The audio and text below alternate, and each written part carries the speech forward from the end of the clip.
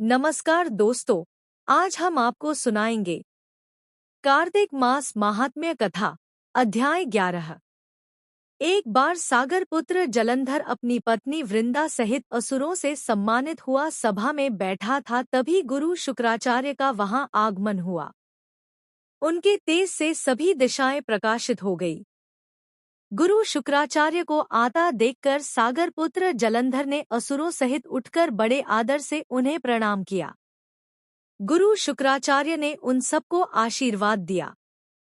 फिर जलंधर ने उन्हें एक दिव्य आसन पर बैठाकर स्वयं भी आसन ग्रहण किया। फिर सागर पुत्र जलंधर ने उनसे विनम्रतापूर्वक पूछा, हे गुरुजी, आप हमें यह बताने की कृपा करें कि राहु का सिर किसने काटा था।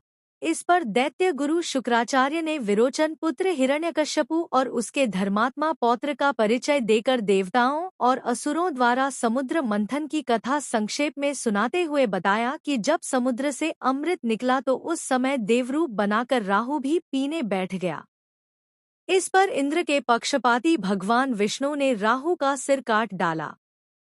अपने गुरु के मुख से इस प्रकार के वचन सुनकर जलंधर के क्रोध की सीमा न रही। उसके नेत्र लाल हो गए। फिर उसने अपने धस्मर नामक दूत को बुलाया और उसे शुक्राचार्य द्वारा सुनाया गया वृत्तांत सुनाया। तत्पश्चात उसने धस्मर को आज्ञा दी कि तुम शीघ्र ही इंद्रपुरी में जाकर इंद्र को मेरी शरण में लाओ। धस्मर जलंधर का बहुत आज्ञाकारी एवं निपुण दूत था। वह जल्द ही इंद्र की सुधर्मा नामक सभा में जा पहुंचा और जलंधर के शब्दों में इंद्र से बोला, हे देवताधाम, तुमने समुद्र का मंथन क्यों किया और मेरे पिता के समस्त रत्नों को क्यों ले लिया? साकर के तुमने अच्छा नहीं किया। यदि तू अपना भला चाहता है तो उन सब रत्नों एवं देवताओं सहित मेरी शरण में आजा, अन्यथा मैं तेरे राज्य का ध्वंस कर दूंगा। इसमें कुछ भी मिथ्या नहीं है। इंद्र बहुत विस्मित हुआ और कहने लगा, पहले मेरे भय से सागर ने सब पर्वतों को अपनी कुक्षी में क्यों स्थान दिया और उसने मेरे शत्रु दैत्यों की क्यों रक्षा की? इसी कारण मैंने उनके सब रत्न हरण किए हैं। मेरा द्रोही सुखी नहीं रह सकता, इसमें संदेह नहीं। इंद्र की सी बात सुनकर वह दूत शीघ्र ही जलंधर के पास आया और सब बातें कह सुनाई। उसे सुनते ही वह दैत्य मारे क्रोध के अपने ओष्ठ फड़फड़ाने लगा और देवताओं पर विजय प्राप्त करने के लिए उसने उद्योग आरंभ किया। फिर तो सब दिशाओं पाताल से करोड़ों करोड़ों दैत्य उसके पास आने लगे। शुंभनिशुंभ आदि करोड़ों सेनापतियों के साथ जलंधर इंद्र से युद्ध करने लगा। शीघ्र ही इंद्र के नंदन वन में उसने अपनी सेना उतार दी।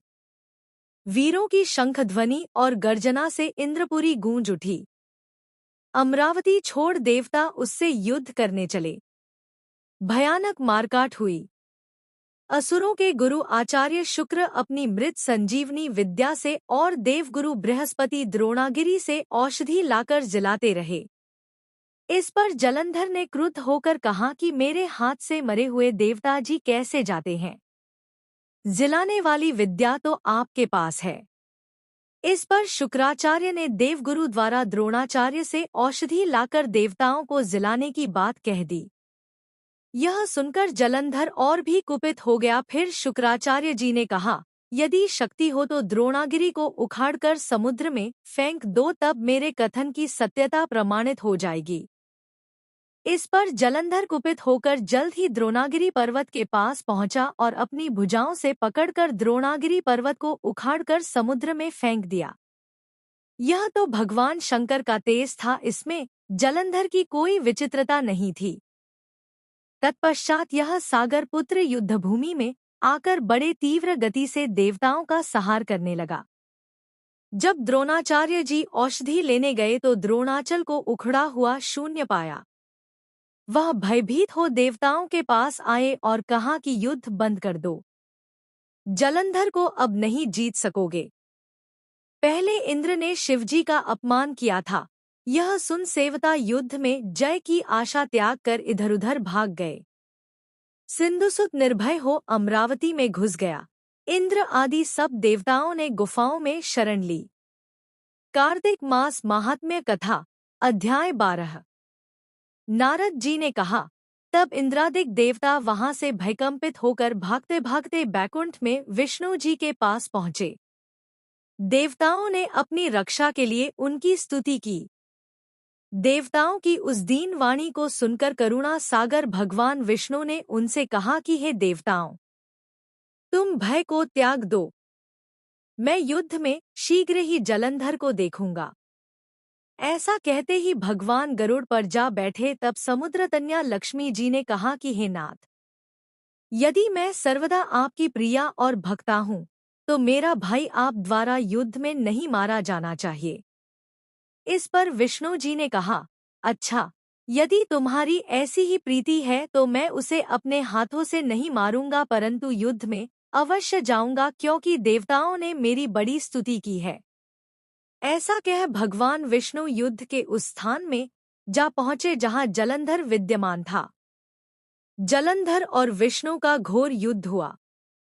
विष्णु के तेज से कंपित देवता सिंहनाद करने लगे। फिर तो अरुण के अनुज गरुड़ के पंखों की प्रबल वायु से पीड़ित हो दैत्य इस प्रकार घूमने लगे जैसे आंधी से बादल आकाश में घूमते हैं। तब अपने वीर दैत्यों को पीड़ित होते देखकर जलंधर ने क्रुद्ध हो विष्णु जी को उद्धत वचन कहकर उन पर कठोर आक्रमण कर दिया। दोस्तों, वीडियो अच्छी लगी तो वीडियो को लाइक करें और चैनल को सब्सक्राइब करें। धन्यवाद।